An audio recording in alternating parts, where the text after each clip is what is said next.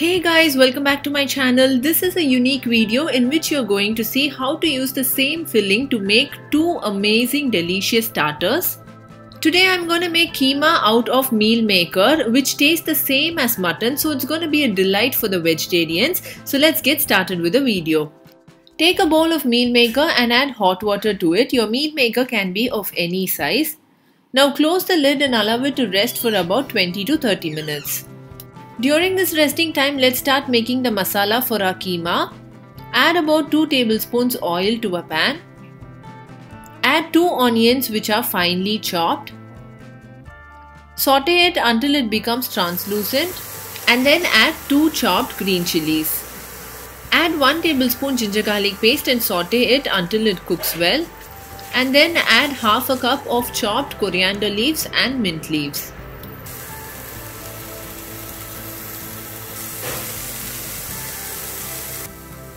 Add 2 chopped tomatoes and give it a good mix. Now cover the pan and allow it to cook for about 5 to 10 minutes until the tomatoes turn mushy.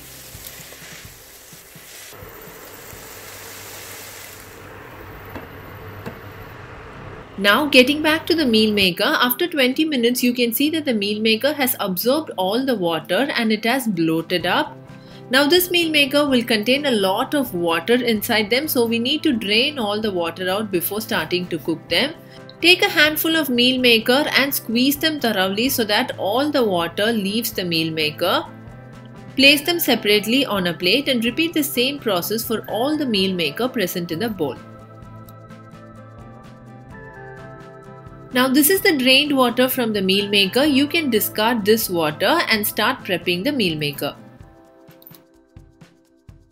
I'm going to add these soya chunks into the food processor to get flaky like texture. If you have a mixer grinder, you can even grind it, but don't make it too smooth.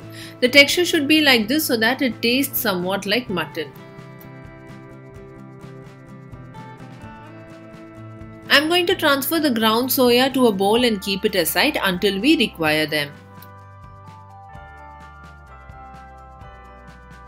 Now getting back to the pan, you can see that the onions have turned golden brown and the tomato has also become mushy. Now is the time to add the masalas. Add required amount of salt and 1 tablespoon coriander powder, half a teaspoon of chili powder, quarter teaspoon turmeric powder and 1 teaspoon garam masala. Add quarter teaspoon cumin powder, half teaspoon pepper powder and give it a good mix. Now add the ground soya to the pan and mix it very well. The soya keema should be well coated with the masala, only then it's gonna turn out really tasty. After mixing it up, add about quarter cup water, cover the pan and allow it to cook for 10 to 15 minutes on low flame. After 15 minutes, all the water should have dried up and this is how your keema should be looking. It should be really dry and there should not be any moisture present. You can taste it now and season it with salt and pepper according to your desire. If there is extra moisture present, saute it on medium-high flame and it will become dry. Now I'm going to split this mixture into 2 halves to make 2 starters.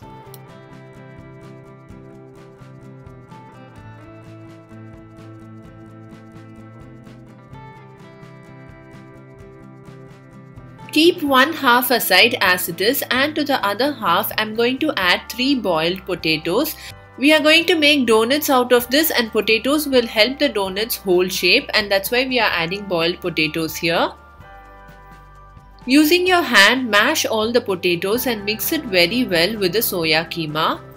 Now let's start shaping the soya keema into donuts. Apply oil on your palm and take a medium-sized ball. Roll it and then flatten it. The sides must be smooth and of equal thickness.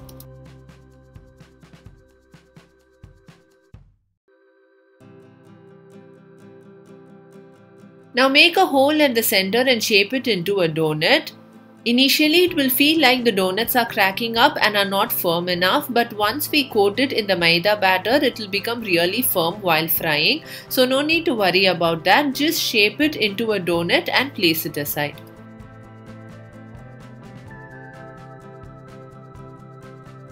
The next step is to coat these donuts with maida paste. To make the maida paste, add 2 tablespoons maida to 4 tablespoons water and mix together.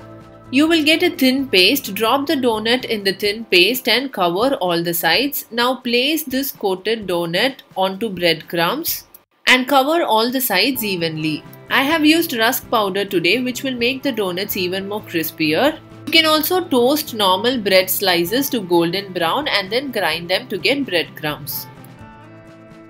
The donuts are now beautifully coated. If you're going to fry them immediately, just place it in the freezer for 10 to 15 minutes and then you can fry them. If you're going to fry them the next day, then store them in a container and put butter paper in between each of the donuts so that it does not stick together when you freeze them. Next, we are going to use the other half of the filling to make soya keema spring rolls. To make the spring rolls, keep thick sticky maida paste ready. To make this maida paste, I have taken 1 tablespoon maida and mixed it with 1 tablespoon water. This will give a sticky paste. Roll out a spring roll sheet and place 1 tablespoon filling on the sheet. Fold it twice and then fold both the corners of the sheet. Now just before folding it for the last time, apply the thick maida paste on the corners of the sheet and then fold it for the last time. It will hold steady. Add more filling if you want your spring roll to be fat and short, and less filling if you want your spring roll to be thin and long.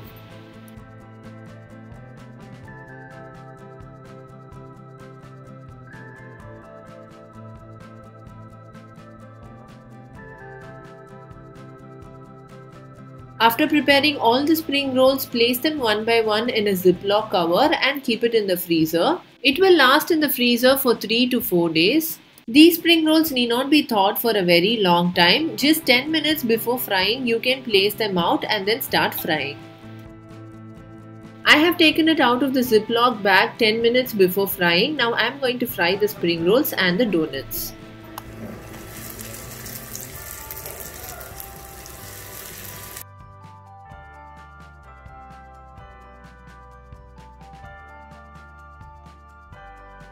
Drop the spring rolls in medium hot oil and turn them now and then until it becomes golden brown. Since the filling is already cooked well, it will only take 2 minutes for you to fry the spring rolls.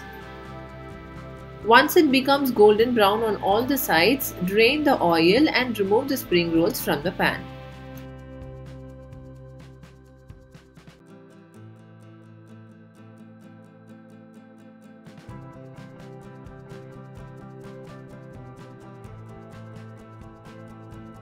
The spring rolls have turned out to be so crisp and delicious, guys. This makes a perfect iftar snack. You can make it and freeze it one day before, and you can fry and serve it just before iftar.